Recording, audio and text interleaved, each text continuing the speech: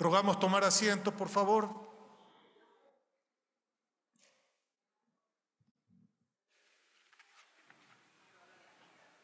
Proceda, exministro Santos Alvite, por favor. Muchas gracias, señor presidente. En primer lugar, mi saludo a usted y a todos los honorables legisladores.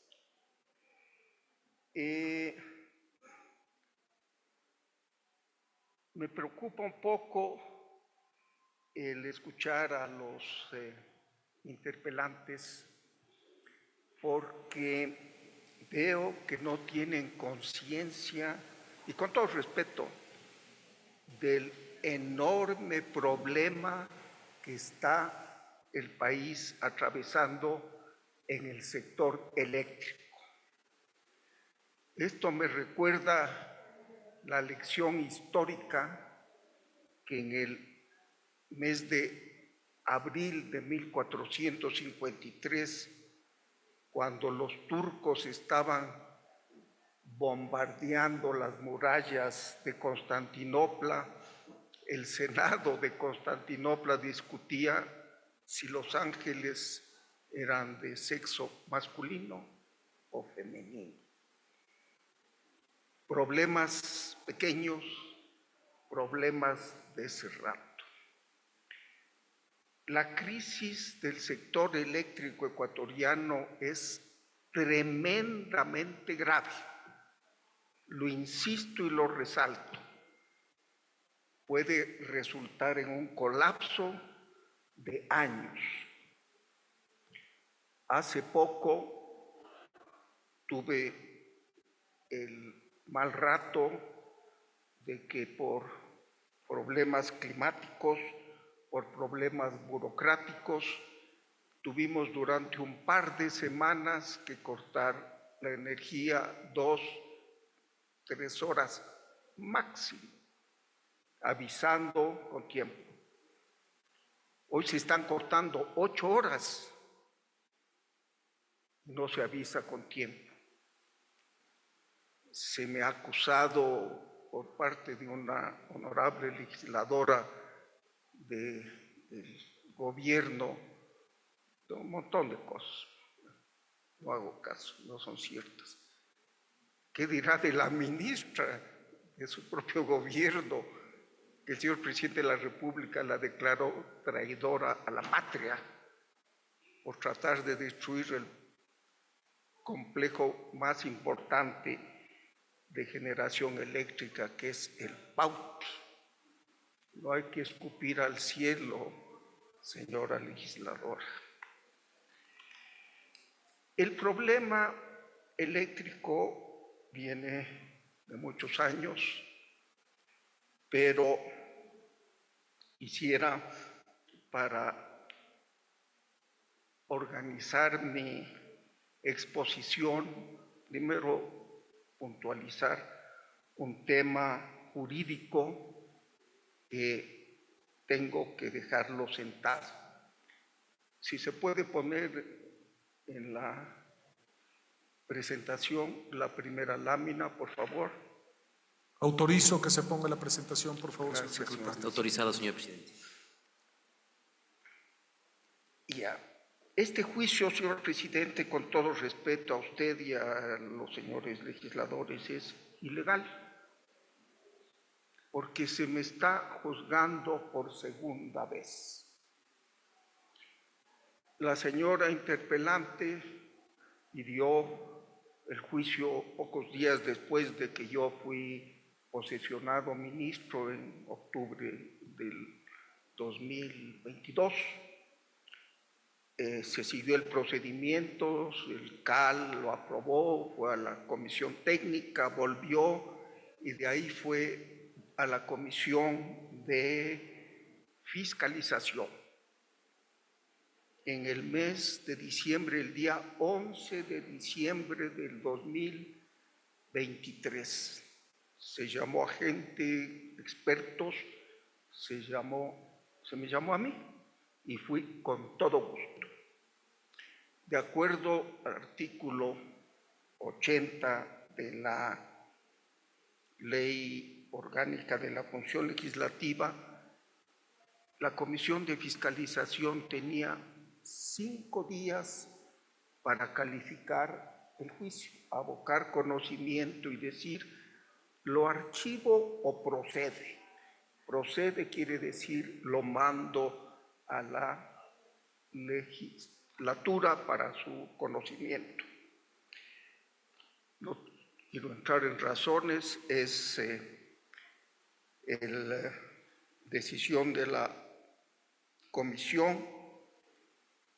Votó la comisión y dice, ahí está el boletín 003 de 11 de diciembre, Comisión de Fiscalización, dice, en este contexto, en cumplimiento de la Constitución y la ley, el día de hoy se abocó conocimiento del juicio político en contra de Fernando Santos Albite, el mismo que no fue calificado pese al voto favorable de los asambleístas Sofía Espín, Ronald González, Lenín Barreto y Pamela Aguirre, y el voto en contra de Luis Alvarado, Ramón Vela, César Umiquinga, Adriana García y Denis Garcés. No fue calificado, se archivó. Si me permite, señor presidente, la próxima lámina, que es inclusive más ilustrativa, la señora Pamela Aguirre, a quien rindo mis respetos, fue muy cordial en la presidencia, dice, la asambleísta Pamela Aguirre, presidenta de la Comisión de Fiscalización AN, explica que una vez recibidos los expedientes de los juicios políticos represados, mañana la comisión sesionará para tratar estos trámites. Sobre la solicitud de juicio político al exministro de Energía, Fernando Santos Albite, la asambleísta dice que este proceso se cayó tras no haber sido calificado. Es decir, el proceso se archivó. Y de acuerdo a la Constitución de la República, que tenemos todos que respetar, legisladores y ciudadanos de a pie, nadie puede ser juzgado más de una vez por la misma causa y materia. Mi proceso en contra se lo archivó y ahí terminó. De pronto, al año próximo, en enero, de la chistera del mago se lo sacó de nuevo. No se puede revivir algo jurídicamente terminado. Entonces es ilegal, anticonstitucional y por lo tanto yo sabré ejercer mis derechos en el foro correspondiente y en el momento correspondiente. Pero no estoy aquí obligado legalmente, pero sí moralmente, señor presidente. Por eso estoy aquí. Yo he tenido el honor de ser 2 veces ministro de Energía, con 2 presidentes a quien admiro, respeto, 2 patriotas, el ingeniero León Febres Cordero y el señor Guillermo Lazo Mendoza, a quienes serví de ministro con todo el calor, con todo el entusiasmo de hacerlo mejor. Aprendí mucho de ellos, son patriotas, la historia los juzgará, pondré en su sitio y traté un granito de arena en ayudarles en sus funciones. Bien, estando aquí moralmente nada más obligado, y lo hago con todo gusto, voy a entrar en materia. Si usted permite, señor presidente, son pocas láminas, pero para ilustrar un poquito mejor mi exposición, si se puede poner la próxima. Bien, el ministro de Energía es quien dirige el sector energético. el que dicta las políticas, pero no es el que ejecuta las políticas. Para eso hay las empresas eléctricas. Se ha dicho que yo no he hecho el mantenimiento de las plantas eléctricas, como si fuera función del ministro coger esos chisguetes que había antes de aceite 3 en 1 e ir de planta en planta. Cada empresa eléctrica es dueña de sus activos. A ellos les toca cada máquina, cada generador, cada turbina tiene unas horas de mantenimiento que es responsabilidad de cada jefe de unidad y de la empresa el mantenimiento. El ministro ni conoce de los periodos de mantenimiento. Si yo fuera a llamar a la empresa Quito a decirle, vea, la unidad 5 de Termopichincha no le haga el mantenimiento, ¿qué me contestan? Ministro, no beba. ¿Cómo nos puede decir una cosa así? Si esta es responsabilidad nuestra, usted no tiene nada que ver aquí. Estas son empresas autónomas. Yo pasé el invierno 22-23. Ya comenzó el invierno. Gracias a Colombia. Colombia nos dio 400 megavatios, 450, que es la capacidad total de la línea, y no hubo problema. Para el invierno 23-24, que es el que nos está congregando, ya se vio la necesidad de tener energía adicional.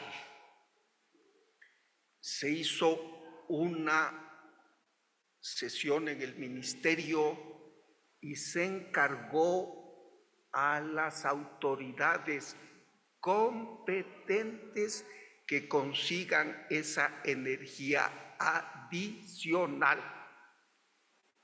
No era cuestión del ministro. La señora interpelante ha leído varias cartas en las que se hablaba de la necesidad de esta energía adicional. Ninguna de ellas está dirigida a mí, ninguna. A los viceministros, al gerente del SELEC, al señor gerente del SENACI, porque no me tocaba a mí el contratar la energía.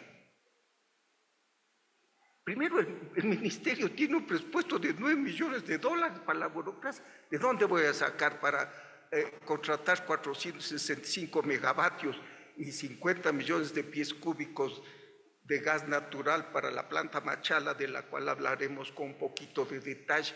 No va a sacar de mi bolsillo. Eso es cuestión de las empresas eléctricas. Entonces, en la carta de SELEC de 7 de mayo del 2023, SELEC en tiempos anteriores se le pasó a Cuenca porque el Paute, que es la principal unidad de generación, está en el Azuay, y era bien, pero sigue funcionando en Quito. Se dice, el gerente de SELEC manda una carta a los miembros del directorio de SELEC. En ese tiempo, el presidente de EMCO era el presidente del directorio, yo era un miembro, y también el secretario nacional de planificación, en la cual le dicen, sí, hay que contratar 465 megavatios, hay que hacer mantenimiento, hay que contratar el gas. En resumen, las acciones recomendadas y con el son que caen en el ámbito de la responsabilidad de SELEC son las siguientes: provisión de la energía adicional, el reemplazo de tales plantas y el gas. Ahí está la carta para que la lean, señores legisladores. Es responsabilidad del SELEC. Les doy otro ejemplo. El señor ministro encargado, ingeniero Luque, que tiene pocos días, ¿qué hizo ante semejante estiaje y ante semejante problema que tenemos? No fue a comprar un generador. Declaró en emergencia el sector eléctrico y le pidió a la SELEC, Corporación Ecuatoriana Eléctrica, que contrate la energía adicional. Lo mismo que hice yo, exactamente lo mismo. ¿Qué pasó? Por problemas burocráticos, la SELEC se enredó, tengo que reconocerlo, que no tenía el presupuesto y que había problemas en los permisos ambientales para las plantas emergentes. ¿Por qué? Había que traer generación adicional de 465 megavatios. Esto cuesta $40 millones mensuales. Durante 5 meses eran 200 millones. Y la SELEC, el gerente de SELEC, el ingeniero Gonzalo Uquillas, en su tiempo un gran funcionario, quiero reconocerlo, me dijo: ministro, yo tengo estatutos que me dicen que antes de llamar a una licitación, yo necesito la partida presupuestaria. Yo necesito en mi cuenta los $400 millones. Y los interesados, porque se hizo un sondeo, dijeron: Ecuador es un país con problemas financieros. Aquí no se paga la electricidad. El caso de Termomachala, hago un paréntesis, cuando era de propiedad de la compañía americana EDC, generó durante 2 años y el Estado no le pagó. Tuvo que irse por $80 millones a arbitraje. Entonces, en todo el mundo se conoce que el fisco ecuatoriano, que tiene un déficit crónico de 10.000 millones cada año para cuadrar el presupuesto y 80.000 millones de deuda externa, no es un buen pagador. Entonces, el SELEC no hizo la licitación porque el Ministerio de Finanzas no tenía la plata. Y no es mala voluntad. No había dinero disponible para guardar 450 millones y que se pague a la posible generación eléctrica. Ante esa demora, ¿qué hice? Les llamé a los distribuidores, a la empresa Quito, a la empresa del Austro, a la empresa de La Tacunga, a la empresa de Riobamba, y les dije: hagan un pool y ustedes contraten esta energía adicional. De la recaudación que ustedes les ingresa, contraten esta energía adicional, por favor. Los trámites burocráticos son eternos. ¿Por qué decreté la emergencia? Lo mismo que ha hecho el ministro Luque en buena hora, para acelerar los trámites. Porque si no, usted va al Cercop y se pasa 3 años para comprar un foco que en una empresa privada se compra en 30 minutos. Por eso declaré la emergencia. Quedó esta licitación manejada por la empresa eléctrica Quito, que es la empresa más seria del país, y más solvente. Tiene directorio de varias instituciones, alcaldía, concejalía, el ministerio, muy representativa. El día 23 de noviembre el año pasado, cuando cambió el gobierno, se declaró desierta. Entonces, ¿cuál es la responsabilidad del ministro? Pedí a las empresas eléctricas que su función, contraten la energía adicional. Se necesita 465 megavatios, se necesitaba en ese tiempo, y algo de Machala, vamos a hablar algo de Machala. Bueno, no lo hicieron. Se me acusa también que no se ha hecho mantenimientos previos al estiaje. Por favor, si puedo cambiar perfecto. Aquí está los mantenimientos. Hay un error, es a noviembre del 2024. La indisponibilidad del parque de generación a agosto 23 estaba en 1.300, a noviembre se recuperaron 700 y estaba en 800. El parque, y hoy ha cambiado mucho el parque de generación. Vamos a ver con un poquito de detalle más adelante. Si puede pasar, por favor, la otra lámina.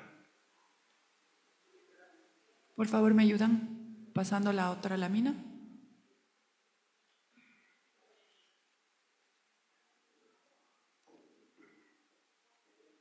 Bien, se me acusa de que he parado la generación.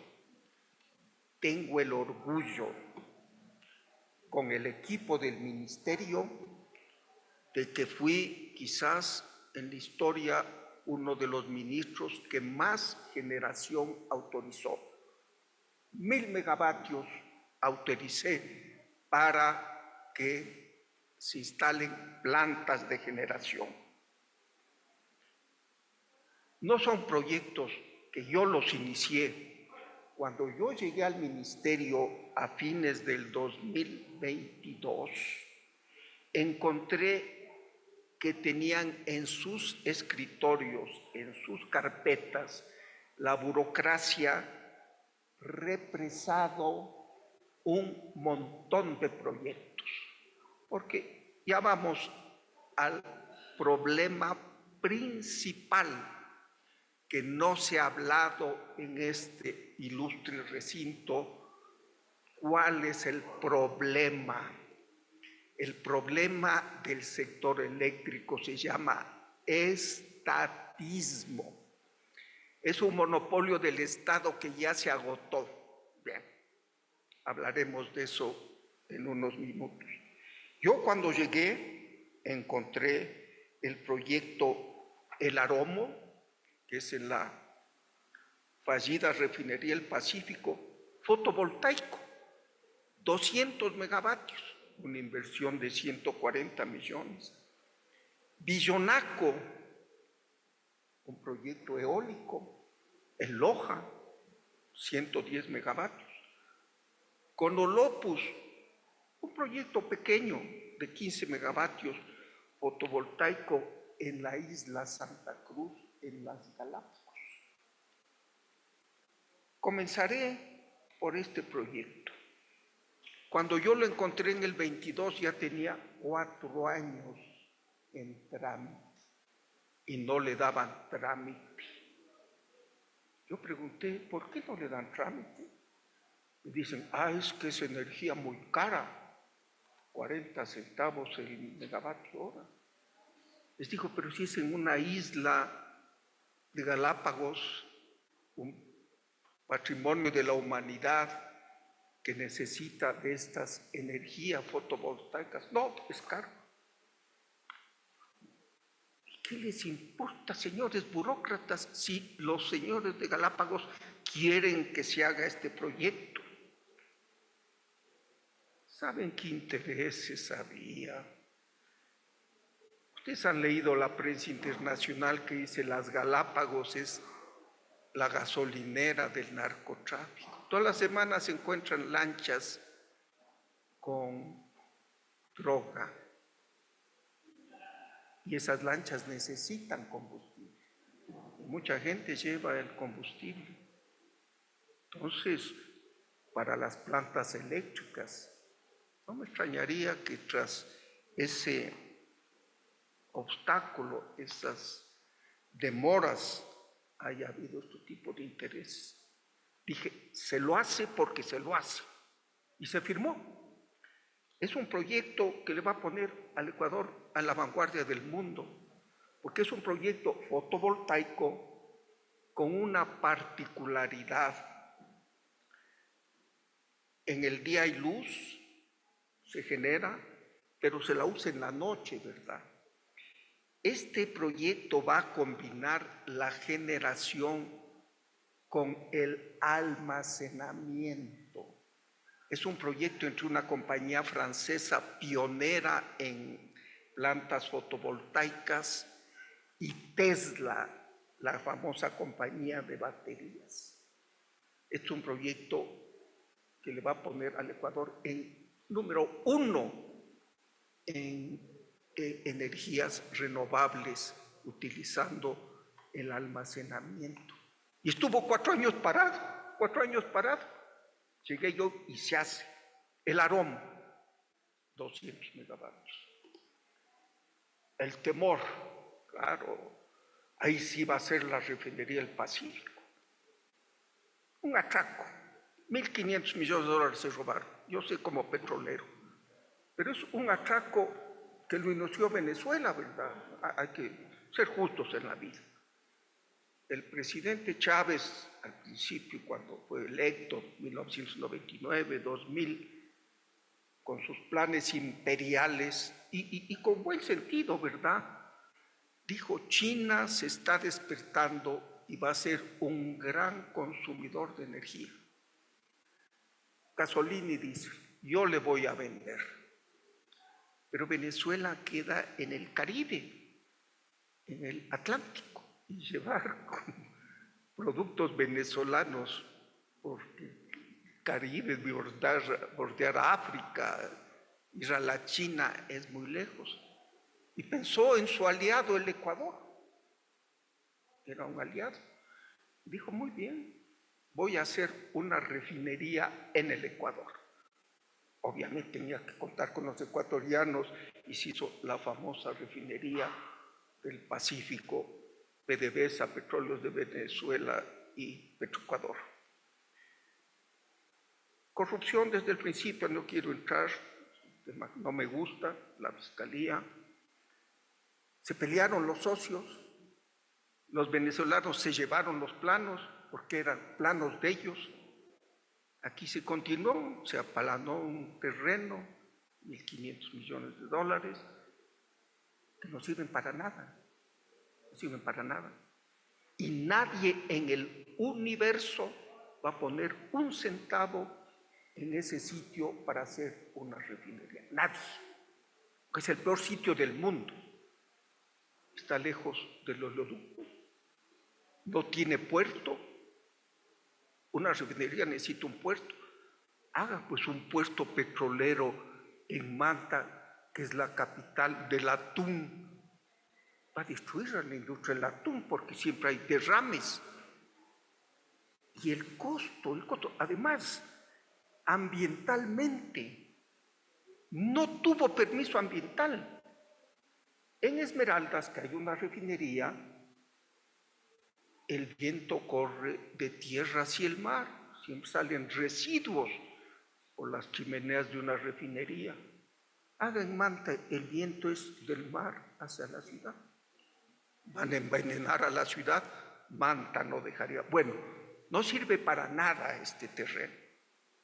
Unos señores españoles, expertos en energías alternativas, pidieron un pedacito, lo que se llama la reladera ni siquiera en la pista esa donde aterrizan aviones que dicen que vienen de Sinaloa, ¿verdad? Un pedacito, la relavera. Y les tenían parado 3 años el proyecto, 3 años el proyecto. Legisladores de Manabí decían, no, van a perturbar la refinería del Pacífico. Nunca se va a hacer esta refinería. Y al fin dije, denles el permiso, y se les dio y se les adjudicó y firmé este contrato. Firmé como testigo el señor presidente Lazo, entusiasta en el proyecto, porque en esa refinería, en ese terreno ya está aplanado ahí, puede hacerse 10 plantas más, 10 plantas más. Alguien me preguntaba que no, que la luminosidad más al sur, ahí en Vallenita, en La Libertad es mayor. Por supuesto que es mayor. Pero un terreno en la refinería del Pacífico que vale $5,000 la hectárea. ¿Cuánto vale un metro en Vallenita o estos balnearios de lujo? 50 veces, 30 veces más. Entonces, también se necesitan grandes extensiones con un precio asequible. Ahí está una posibilidad para el país. Villonaco, un proyecto eólico en Loja, 4 años parado. Uno de los problemas. La compañía constructora es la famosa compañía Cobra. Cobra es una compañía española de propiedad del señor Florentino Pérez, es famoso porque es dueño del equipo Real Madrid, pero hace pocos meses vendió las acciones. Cobra ya no es del señor Pérez, es de una compañía francesa. Esta compañía francesa es de propiedad 100% de un fondo de inversión que se llama BlackRock. Yo le pregunté, vino un señor de BlackRock a visitarme y me dijo, ¿usted ha oído de mi compañía? Le digo, por supuesto, BlackRock es un fondo de inversión muy grande. Me dijo, ¿usted tiene una idea de lo grande que somos? Le dije, bueno, muy grandes, como un banco. Me dijo, ministro, sume los capitales de los 3 más grandes bancos del mundo, Citibank, Wells Fargo, Chase Manhattan, súmeles y multiplíqueles por 2. Ese es mi capital. Y esta compañía quisiera extenderse. Le había dicho, ministro, amigo, 100 megavatios para nosotros eso no es nada. Pero queremos estar en el Ecuador. ¿Y sabe por qué le tenían parado 2 años y medio, 3 años? No, es que es inconcebible. Ellos pedían, porque hay condiciones precedentes, ¿verdad?, antes de que comience la fecha de construcción, porque son contratos que tienen una fecha de construcción y una fecha de terminación determinada. Pero quizás, antes que nada, quiero decir que todos y cada uno de estos proyectos son con plata privada, inversión extranjera privada. Aquí no hay un centavo del Estado en riesgo, un centavo. Si les va mal, Dios quiera que no les va mal a ellos. Bien, me decía el señor de Villonaco, ¿verdad?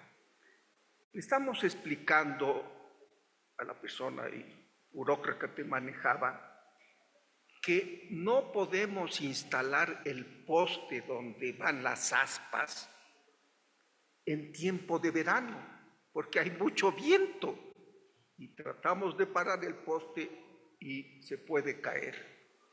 Queremos una extensión. El burócrata no asimilaba el hecho, me decía, ministro, es como, porque le digo, oiga, ¿por qué se opone? Es como en una hidroeléctrica, si hay agua, se genera, si no hay agua, no se genera. Digo, esto es un problema diferente. Bueno, al fin se adjudicó este proyecto. Repito, yo no los inicié, los terminé. Había un bloque de 500 megavatios, 10 pequeñas centrales eólicas, hidráulicas, fotovoltaicas, todas paradas, todas paradas. Una de ellas con inversionistas ecuatorianos, San Jacinto, inversionistas de la SUAY, gente muy respetable, vinieron a quejarse. Dicen, vea, ministro, nos quieren descalificar. Dicen, hemos invertido algunos millones, no somos gente rica, somos emprendedores, tenemos mucha experiencia, hemos trabajado desde el Paute con los italianos, y nos quieren descalificar. Dije, ¿por qué? Dice, porque verá, las bases dicen que debemos tener un socio técnico y tenemos dos. Conseguimos 2 socios técnicos financieros. Le digo, pero para mi humilde saber y entender es mejor tener 2 socios técnicos que uno. Pero vino el burócrata, las bases dicen 1. Le dije, ¿usted me autoriza o se me larga? Ese es el problema que tiene la burocracia. Tiene temor de hacer las cosas, que la Contraloría. Yo les decía, señores, aquí no hay un centavo en riesgo del Estado, un centavo. Vamos a ver cómo le ha ido el Estado en sus plantas hidroeléctricas.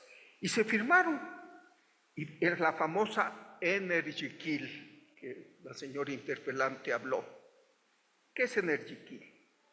En tiempo del arquitecto Sixto Durán Ballén, también hubo una sequía fuerte.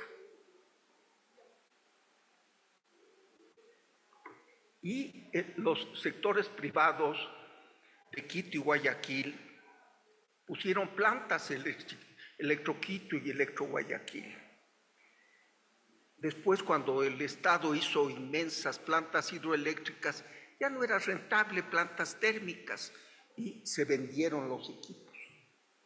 Pero tenían las líneas de transmisión listas. Lo único que se habían llevado eran las turbinas, las líneas de transmisión, el sitio, el permiso ambiental, porque les soy sincero, a veces es más fácil que baje una estrella del cielo y uno le dé la mano al habitante a conseguir un permiso ambiental. Qué difícil, todo el mundo se opone. Entonces tenían el permiso, las líneas de transmisión, la plata. Ellos iban a poner la plata y dijeron, ministro, queremos en esta carestía de energía poner 200 megavatios con nuestra plata. Perfecto, les dije, perfecto. Obviamente, les dije, señores, se va a demorar las turbinas, háganle un favor al país. Traigan una chiquita, por lo menos de unos 50 megavatios provisionalmente. Me dijeron, vamos a hacer lo posible, ministro. 50 megavatios son 50 millones de dólares, no es plata para comprar un café. Dijeron, vamos a hacer un esfuerzo, no le prometemos. Entonces yo dije eso en la comisión, que de buena voluntad querían poner los 50 megavatios. Se me acusa. El contrato dice 200. Y usted dije 50, por supuesto. Era una promesa que lamentablemente no la pudieron cumplir. ¿Y saben qué pasa con este contrato? Hay una que se llama la Agencia de Regulación y Control, paralela al Ministerio, independiente, tiene que nombrar un administrador del contrato.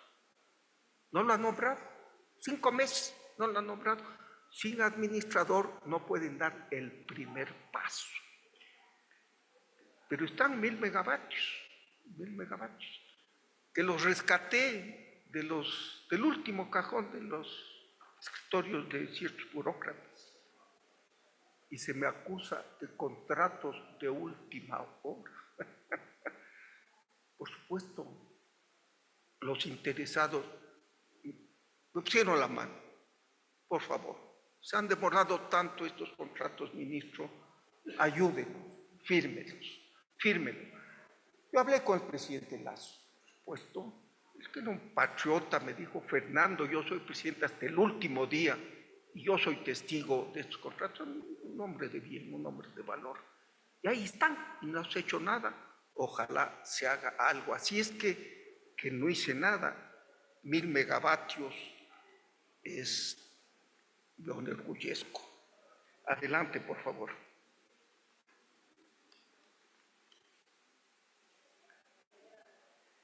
Ya repito, cuando SELEC no pudo firmar los 465 megavatios, le pedí a la empresa eléctrica Quito y a las demás, hice este acuerdo de emergencia que ya expliqué. La siguiente, por favor. Algunas acciones. Iniciamos el proceso por parte de Electroquito de generación de 465. Hablamos con Colombia. Quiero detenerme un par de minutos. Estando quizás en vísperas del estiaje, agosto, julio, me llamó el ministro de Energía de Colombia, que siempre nos vendían, ¿no? Y me dijo: ministro Santos, quiero decirle algo antes de firmar un acuerdo ministerial. Ya no le vamos a vender energía proveniente de plantas hidroeléctricas, que es energía barata porque el combustible es el agua. Vamos a tener que venderle energía proveniente de plantas termoeléctricas, que es más cara. Le dije: ¿por qué? Me dijo: 2 razones. Primero, estamos bajando el nivel de los embalses, ya comenzó la sequía. Y en Colombia, a diferencia del Ecuador, los embalses son tan grandes que el 30% de los peces que consume Colombia vienen de los estanques hidroeléctricos. Los usan como criaderos, truchas, bagres, no sé qué pescan. Me dijo: estamos no solo pendiendo en riesgo, señor ministro, la generación colombiana, sino el problema alimentario. ¿Qué le puedo decir? Y obviamente aprovecharon para cortarnos el suministro.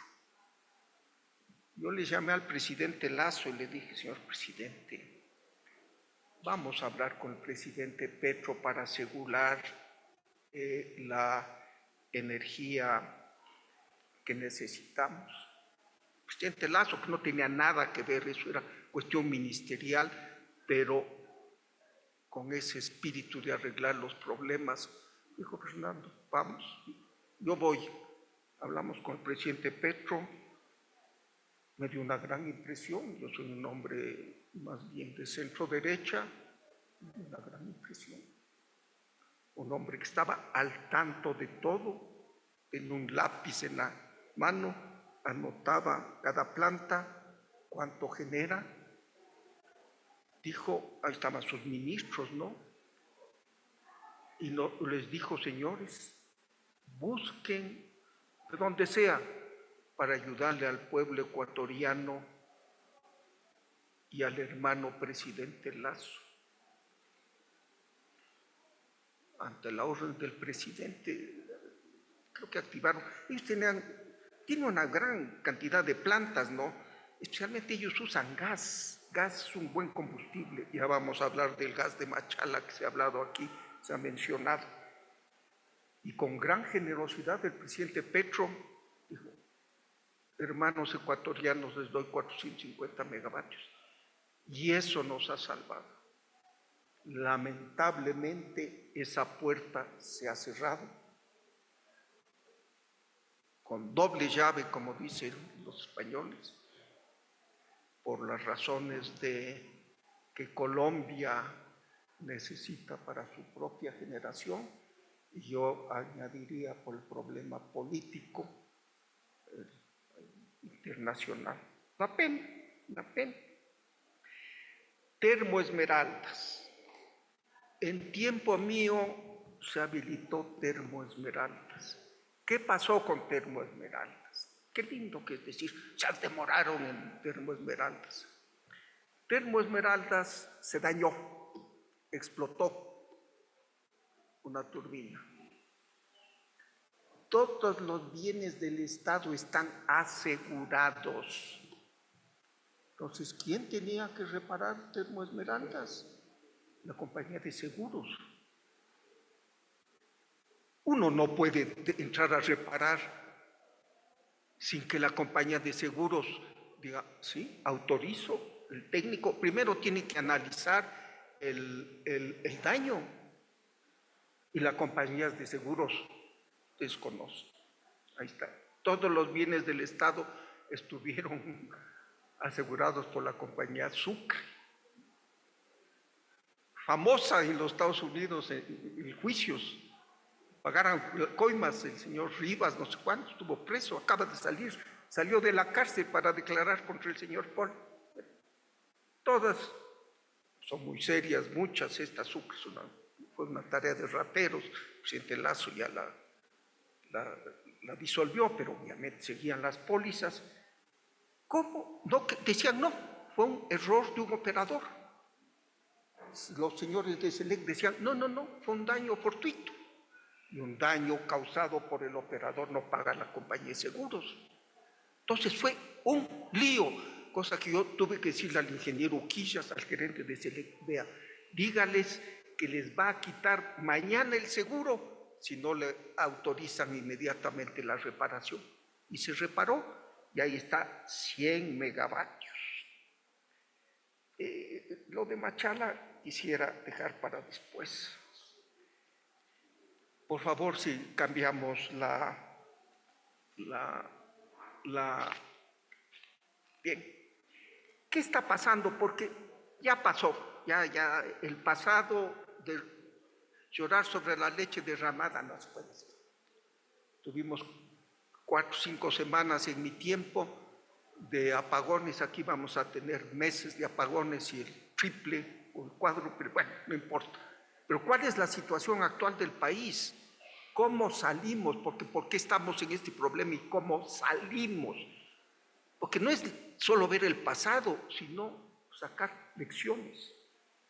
La demanda en el país comenzó, es un país pobre, comenzó a crecer enormemente.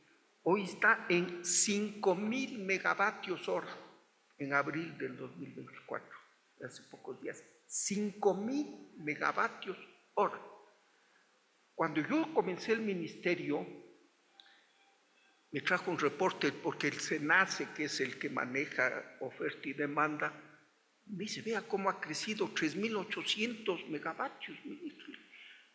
Yo le llamé de demanda, le llamé al presidente, oiga, presidente, el país está creciendo. Hoy estamos en 5,000 megavatios. Es bastantísimo. Hay que hacer frente a 5,000 megavatios hora. ¿Cuál es la oferta? Por favor, la próxima lámina. Tenemos una capacidad instalada hidroeléctrica de 5,100 megavatios. O sea, si lloviendo todo el día y las plantas rebosantes, generaríamos, nos reiríamos 5,100 megavatios, solo con hidráulica satisfacemos la demanda. Eso es un gran logro, un gran logro, hay que reconocerlo. Que el 100% de la demanda esté cubierta por una energía alternativa como es el agua, hay que estar orgulloso. El problema es que no llueve 365 días al año, llueve 6 meses nada más. Tenemos una capacidad instalada termoeléctrica de 1.700 y operativa de 1.100. Hay unos 500, 600 que o no se pueden reparar porque son plantas de 40 años o Termomachala que no opera, y vamos a hablar. Lindo, tenemos un 20, 15, 1.200 megavatios de superávit cuando llueve todo el día. En abril bajó 2.000 megavatios menos de generación hidráulica. De los 5.000, solo tuvimos agua para 3.000. Entonces, el 1.000 de déficit por una simple operación algebraica, el 1.000 de exceso se convierte en 1.000 de déficit. Incubrible.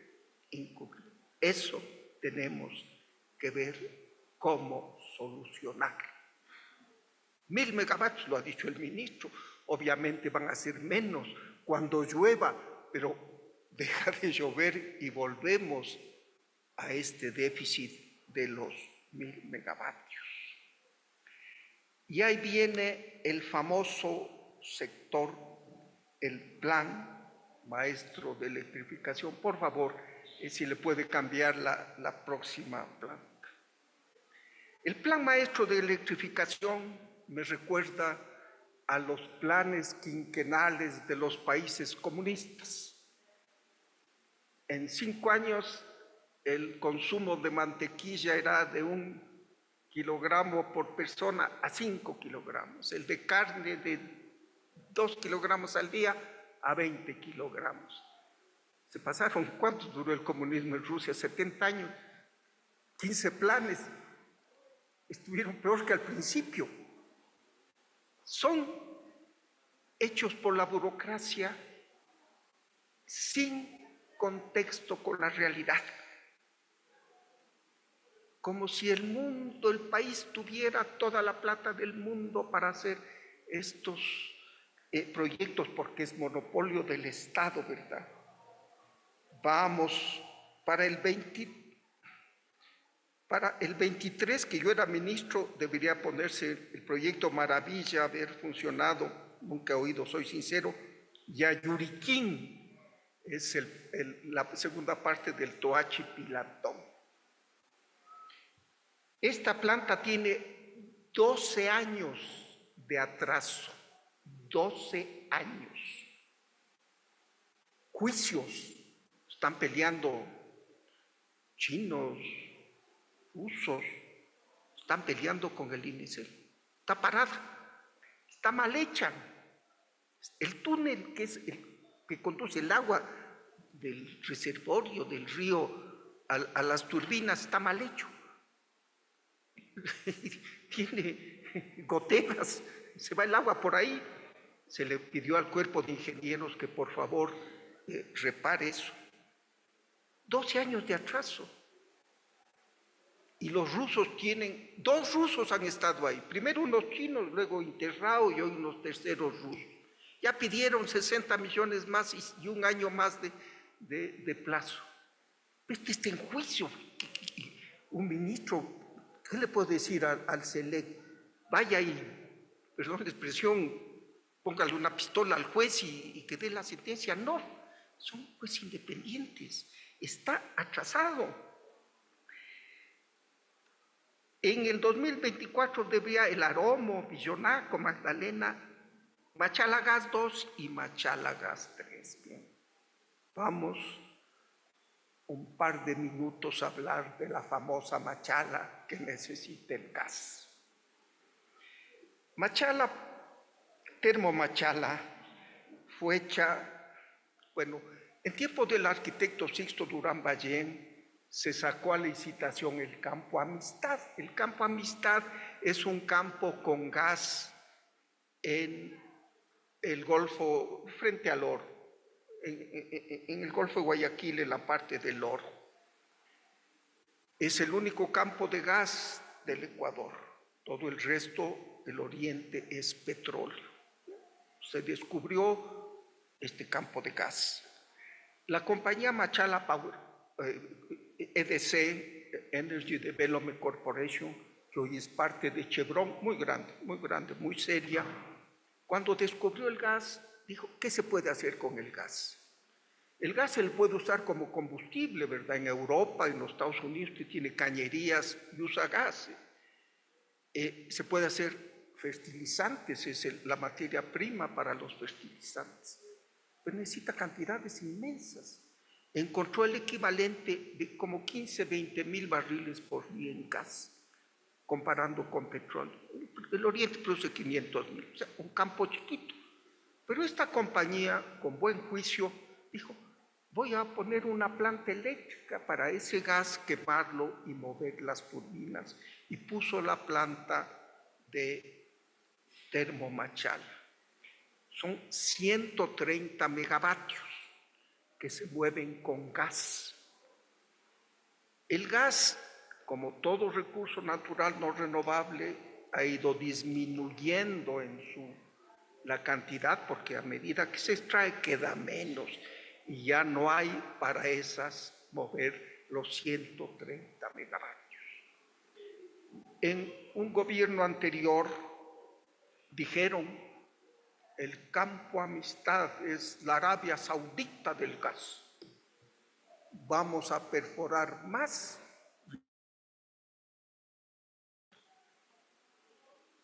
Y por el lado de la exploración vamos a buscar y encontrar más gas. Y como vamos a encontrar más gas, así como el cuento de la lechera, ¿verdad? Voy a vender el litro de leche y de ahí compro una taza y la taza le vendo al triple, me compro una botella de whisky, de ahí me compro un carro, cuento de la lechera. Dijeron, vamos a encontrar más gas y vamos a tener que duplicar la capacidad de la planta para usar ese gas que vamos a encontrar. Contrataron una plataforma de perforación, porque en el mar se usan plataformas que son carísimas. Perforar en tierra en el oriente un pozo de petróleo cuesta 5 millones. Perforar un pozo en mar afuera cuesta 40 millones. Contrataron una plataforma en Egipto. Al llegar a Gibraltar se dañó. Hubo que traer otra plataforma de Estados Unidos. No llegaba a la capa donde estaba el gas. Se botaron 400 millones de dólares al agua, literalmente. Pero como son vivos, también al mismo tiempo y en paralelo, compraron 2 turbinas más, una de 70 y otra de 110 megavatios. O sea, 180 megavatios para ampliar a los 130 que tenía, llegar a 310 en la famosa planta de Machala Power y moverle con gas. No hay gas ni para 60. Es más, me río porque es inconcebible, ¿no? Se pelearon con los rusos que hicieron la planta, que pusieron los equipos de los 180 megavatios. Se pelearon y los rusos se fueron. Y ahí está oxidándose los 180 megavatios. El equipo que se llama de ciclo combinado, en Bajo Alto se llama el sitio. Ahí está botado. Y eso quieren, señor interpelante, que se traiga el gas. Primero hay que poner en funcionamiento estos 180 megavatios para tener 310. La mitad de esos equipos están dañados, me dijo alguien, no sirven para nada, están 10, 6, 7 años botados. Muy bien, con todo hicimos una licitación, la hizo Petroecuador para traer el gas. Nos dijeron, perfecto, muy bien. Les cuesta 200 millones de dólares. Las instalaciones, porque hay que hacer en Puerto Bolívar una instalación para recibir el gas. Hay que hacer un gasoducto a la planta y como el gas viene licuado, porque por volumen se le licúa, y alguien me decía, un gas para llenar este hemiciclo se lo puede poner en un vaso porque está la compresión, por eso se mueve líquido y después se lo regasifica y se lo usa. Necesitamos regasificarlo, les cuesta 200 millones la instalación, más que la planta. Y para los 65 megavatios que no funcionan, primero les dije, vean si los 170 que están botados en el mar pudriéndose sirven. Ahí se enteraron que no, que se elete quién es responsabilidad. Además nos dijeron, señores, le dijeron a Petroecuador, no a mí, no. El gas es un negocio de volumen. Por la guerra de Ucrania, Rusia, que tenía 2 gasoductos inmensos a Europa, que suplía el 40% de las necesidades del gas de Europa, cortó esos gasoductos, les cortó, les cerró. Nord Stream 1, Nord Stream 2, ustedes han leído en la historia. Y Europa tiene que importar de los Estados Unidos. China importa gas, India importa gas. Unos barcos, yo he estado en la extensión del canal de Panamá, de millones de pies cúbicos, billones de pies cúbicos. Y aquí literalmente era como traer 3 botellas de whisky comparados con un barco de gas. No es interesante para el Ecuador. ¿Cuál es la solución, señores? ¿Cuál es la solución? Hace años, año 2020, vino una compañía y dijo, señores, denme en concesión la planta de Machala. Yo me hago cargo con mi plata de recuperar esos 180 megavatios que se están oxidando, ponerles en funcionamiento y yo traigo el gas. Esa es la única solución, porque el Estado gastar cientos de millones de dólares no los tiene, no los tiene. Bien. Este plan de desarrollo dice bloque energías renovables 2, bloque energías renovables 3, bloque energías renovables 4.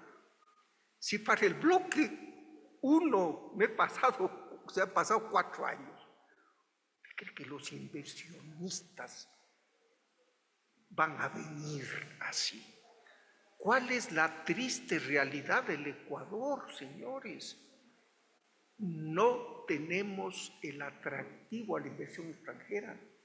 El 2023, el año pasado, cifras del Banco Central, el Ecuador recibió 400 millones de dólares en inversión extranjera. ¿Saben cuántos recibió el Perú? Que es el doble de la economía, el doble en habitantes. 10,000 millones de dólares. ¿Cómo atraemos la inversión extranjera? Porque el Estado no tiene un centavo. También se habló, como diciendo, alguien dijo que prometí Cardenillo y Santiago. Estos Cardenillo y Santiago son los pilares del futuro del país. Son los 2 proyectos más grandes que van teóricamente a satisfacer las necesidades eléctricas por muchos años. Para usar una palabra suave, un adjetivo suave, los voy a llamar quiméricos, para usar una palabra suave. ¿Qué es el Cardenillo? Genera 600 megavatios.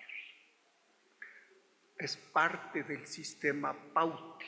Usted tiene primero la represa Mazar, de ahí tiene Paute Molino, baja el agua y genera en Paute Molino, baja el agua y genera en Sopladora, y ahí el cuarto escalón sería Cardenillo, el cuarto escalón de la generación en cascada del Pauti.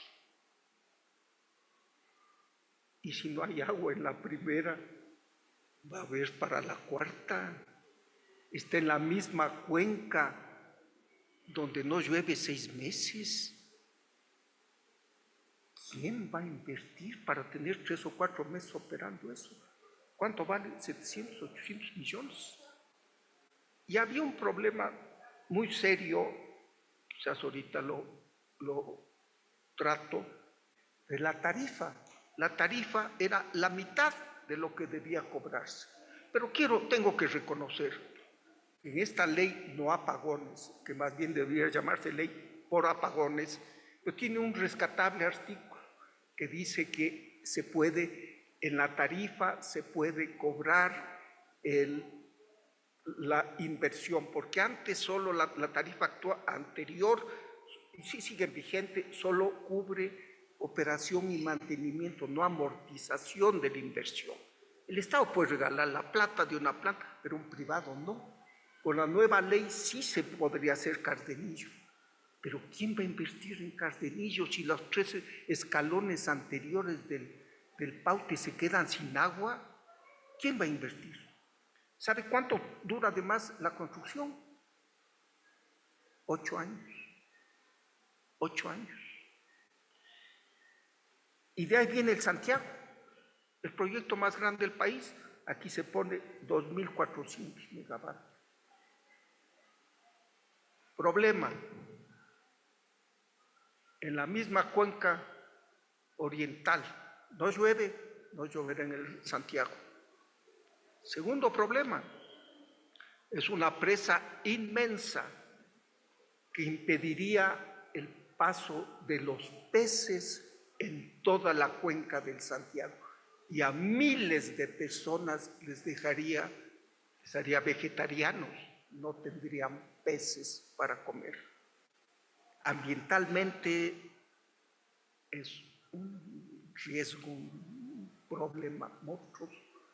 Y ustedes saben que los organismos internacionales, quien presta dinero, el proyecto tiene que ser rentable y el proyecto tiene que ser ambientalmente aceptable. Antes daban la plata para cualquier proyecto, hoy todo prestamista exige que el proyecto sea ambientalmente íntegro e impecable. ¿Se van a hacer estos dos? Ojalá, ojalá. Aquí están para el 2030, ojalá. Y hasta eso, como decía el señor Bucaram, y hasta eso, de aquí al 2030 faltan 6 años. ¿Qué hacemos? ¿Qué hacemos? Una breve historia del sector eléctrico ecuatoriano, señores legisladores, ustedes la conocen mejor que yo, pero vale la pena repetirla. El país tenía poca electricidad.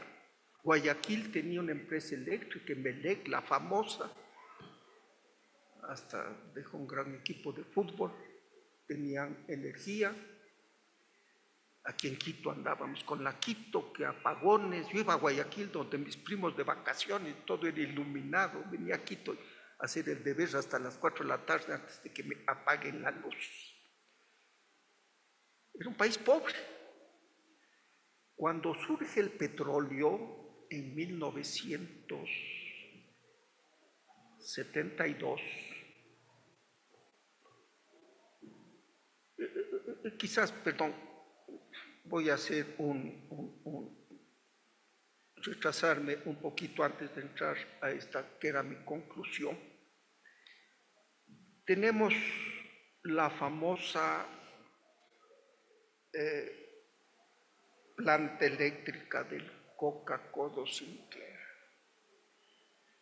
1.500 megavatios de capacidad nominal, da 1.200 normalmente. Cuando yo era viceministro en tiempo del ingeniero Félix Cordero, presidí el INESEL, se estudió este proyecto. Había agua para 450 megavatios y estaba debajo del Reventador, un volcán que no es que comenzó a erupcionar ayer. Gonzalo Pizarro y Orellana, cuando fueron a Amazonas, ya lo vieron erupcionando, así es que no era una novedad, ¿no? Bueno, se decidió hacerlo. Porque se lo hizo en una época en la cual había dinero prestado por los señores chinos. Llovía la plata, prestamos, pero hagan con nosotros. Compañías chinas, no quiero entrar geopolíticamente, es una historia que conoce todo el mundo y se la sigue discutiendo. Se hizo el Coca-Cola Sinclair. Por un problema de la calidad del acero y de la mala soldadura, los tubos que llevan el agua a las 8 turbinas tienen fisuras y cada vez se van agravando esas fisuras. La última vez que se contaron estaban en 71,000 fisuras. La última vez se contaron, hace algunos meses. Y no solo eso es un problema interno que puede dañarse la planta, ¿no? Dicen que no, que son reparables. Al hacerse la planta, coincidencialmente los geólogos discutirán estos 50 años, se alteró el curso de los ríos de la zona y la cascada San Rafael, que quedaba a 15 kilómetros, desapareció, se fue el agua. Y comenzó una erosión regresiva. La erosión normalmente es aguas abajo, ¿verdad? El río va comiéndose las laderas de las riberas, el flujo del agua, la fuerza del agua. Esta es erosión regresiva. Las laderas se van desmoronando hacia el nacimiento del río. Es un fenómeno nunca visto, nunca visto. Comenzó a principios del 2020, entre la cascada y la toma de agua del Coca, 17 kilómetros. En 7 meses fueron 7 kilómetros. Y se paró en una roca. Está ahí moviéndose 100 metros, 200 metros. Los geólogos dicen, se va esa roca y se desmoronan todas las laderas del nacimiento del río Coca. Y el caudaloso Coca se convertiría en un plácido lago y no habría agua, suficiente potencia para mover las turbinas. No solo eso, como las laderas caen dentro del río, usted tiene la planta, entre el agua, genera y sale el agua. Se hace una montaña en el desaguadero. ¿Y cómo saca el agua? Son 10 kilómetros, no puede dragar, hay que parar la planta. O sea, está amenazada interna y externamente. Y da 1.200, 1.100, está salvando al país, pero está amenazada. ¿Cuánto va a costar esto? ¿Repararla? ¿Protegerla? ¿1.000 millones? ¿1.200 millones? ¿Hacer un túnel, pasar el río a otro lado? ¿Tiene el Estado? ¿No tiene la técnica? Todos los periódicos del mundo han hablado, esta es la obra más cara y peor hecha por los chinos en el mundo. 4.000 millones costó con las líneas de transmisión. New York Times, Washington Post, France Press, todo el mundo. El mundo habla de eso, menos aquí, por supuesto. Eso, ¿quién hizo esta obra? Sinohydro, que es una compañía china subsidiaria de China Power. China Power es la generadora de electricidad más grande del mundo, da energía a 1.200 millones de habitantes, con una gran cantidad que consume China. Y el prestigio está por los suelos. Ganaron alguien me contó, una licitación en Argentina. Los argentinos saltaron hasta el techo. A estos que hicieron esa obra en el Ecuador, ni de casualidad, fuera. Ganaron otra obra en Kazajstán, algunos de los países petroleros, fuera estos pésimos constructores. Pero son gente muy grande y con todo respeto dan la cara con toda frontalidad, porque los otros, los que están en el Toachi, ni se asoman. Hay una planta Quijos que también debía estar según este Plan Nacional de Desarrollo hace el año próximo.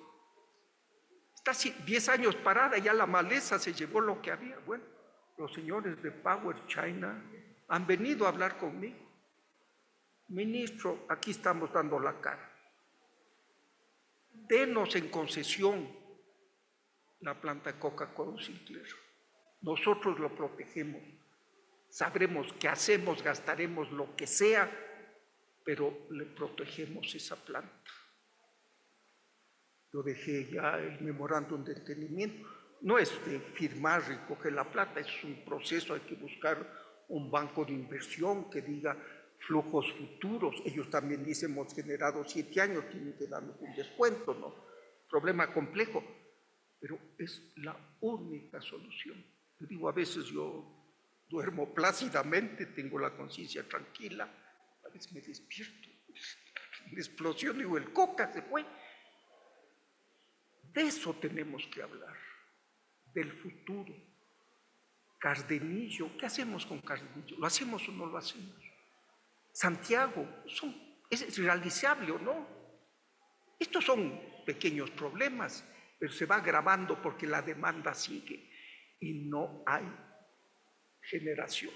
¿Por qué no hay generación? Vuelvo a donde me quedé. En el año 1972 surgió el petróleo y la dictadura militar de esa época dijo, ¿qué hacemos con esta bonanza, esta catarata de dinero que nos va a caer? Las regalías petroleras. Y las dividieron en 2 mitades. Una mitad para la defensa nacional. Estábamos en un problema con el Perú, que gracias a Dios se arregló, y había que robustecer a las Fuerzas Armadas para negociar en buena posición, ¿verdad? La mitad de las regalías del año 72 en adelante a las Fuerzas Armadas. Y la otra mitad, algo prioritario. ¿Qué decidió el gobierno militar? La electrificación. Las regalías fueron para electrificar el país y se creó el famoso INESEL, Instituto Ecuatoriano de Electrificación. Tenía plata, se hizo el Pauti, se hizo el Agoyán, pero no tenía el Ecuador para una obra así. Fue al Banco Mundial, fue al BID, fue a bancos europeos, suecos que hicieron y financiaron el Agoyán y San Francisco, que es paralelo. Estos prestamistas, el Banco Mundial, el BID, es su plata. Entonces vigilaban que cada centavito sea bien utilizado. Vino un presidente, cada quien tiene sus ideas políticas, mandó sacando a los del Banco Mundial, BID, IBFM, no sé, trabajadores, cobran el 2% de interés por los préstamos imperialistas. quién nos iba a prestar la plata? Los chinos. Cayeron los chinos. Una China antigua que comenzaba a ser potencia imperialista. Ellos mismos reconocen, el nuevo primer ministro lo metió a la cárcel, al anterior, ante el público. Todo el mundo vio, nació el Partido Comunista, dijo: usted representa al pasado ladrón, a la cárcel. Porque era una China que venía con un montón de plata, pero decía: que hagan mis empresas las obras. China Power, ellos, Sinohydro, China Water, todas tienen problemas, todas. Ni una hizo bien las cosas. Y ya también China es una nueva China. Entonces necesitamos generación. Generación es generar electricidad, es lo que debemos meternos en la cabeza para el futuro, si no nos vamos a quedar sin energía. El Estado hacerlo. Si hay un déficit crónico de 10.000 millones para cuadrar el presupuesto, debemos 60.000, 70.000 de deuda externa. ¿Qué debemos hacer? Si hay un sistema fracasado que durante 50 años no ha dado resultados, ¿cuál es la solución? Cambiar de sistema e ir a la empresa privada. El mundo está en una transición energética. Queremos irnos fuera de los combustibles fósiles que están causando el calentamiento global. Y hay trillones, subrayo la T, trillones de dólares en el mundo para proyectos de energías alternativas. Y el Ecuador es el sitio ideal. En la mitad del mundo, aquí el sol es permanente. Tenemos viento, tenemos agua. Entonces, que el Estado, eso no he oído la discusión. Ese es el centro de la discusión. No que pague a Colombia 60 centavos por kilovatio hora. Colombia nos cobra el precio de la bolsa de ese día. Y la ministra arrobo a quien debía darle, la señora interpelante, los consejos que me dio a mí, porque yo ya soy pasado, pago $1. Así es que eso no es el problema. El problema es el futuro. Abrirse al sector privado con reglas claras. La ley que aquí pasaron, con todo respeto del mundo, no atrae a nadie. El Ecuador es hostil a la inversión extranjera. Acaban de votarse 2 artículos, un artículo sobre el arbitraje que no tiene importancia porque hay otros sistemas, pero es un indicativo, ¿verdad? Tenemos un Estado que es perro del hortelano, ni deja, ni tiene, ni deja ser.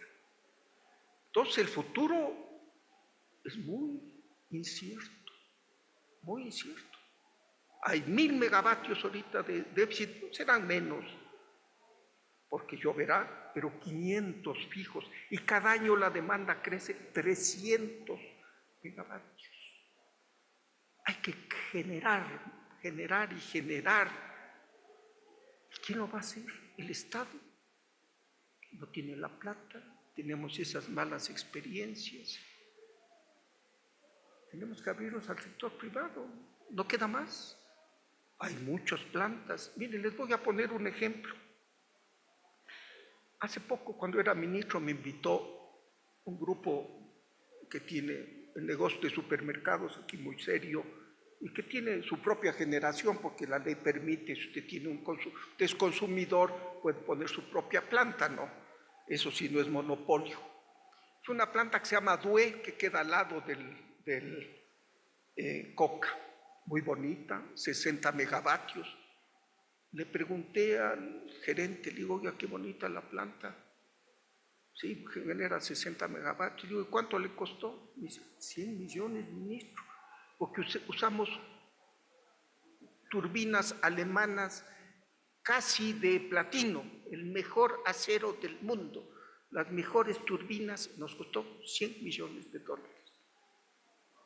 Fui pocos días después al río Guayabamba y vi otra planta del Estado, se llama Mandariaco, creo que fue mencionada en el juicio del señor Poli.